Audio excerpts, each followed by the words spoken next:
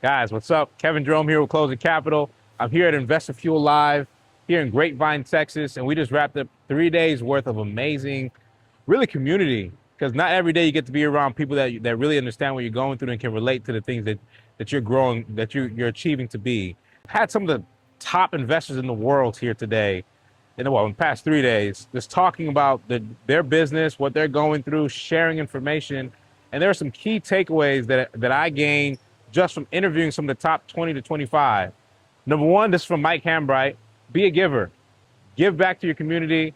Don't gatekeep. When you gatekeep, it's not going to help anybody out. It's not going to help you out.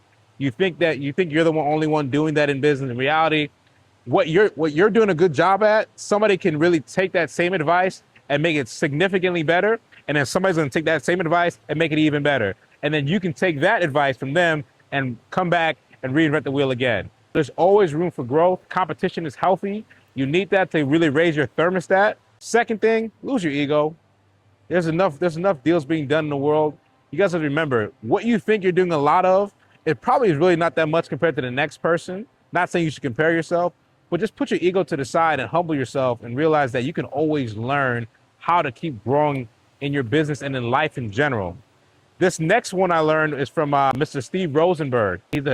He's a real estate investor. He's also a great consultant for investors, and he's got a great VA business going on. Lose the ego again. You think you need to do everything in your business just so you can feel important. The reality is, it's not the case. 90% of the stuff that we do, we can pass off to somebody else, and they can do it just fine or even better than you. So we can automate that. We can put systems in place that can help you do that. Because at the end of the day, you got to ask yourself, do you want to get your time back, or do you want to keep being busy and not having time with the other stuff to do in your life that you really want to do, like hang out with your family, right? Get your time back. Pay somebody to do the $10 an hour work.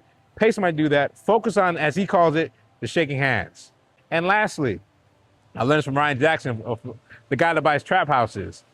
Guys, you can make money in any kind of way. He made his money by putting up a sign that says, "I buy trap houses," banned the sign in Dallas, Texas, stuck it in the dirt, and he's been killing it ever since. So many different ways you can skin the cat. And I learned that just from being here, doing all these interviews, and I'm looking forward to the next event. Talk to y'all soon.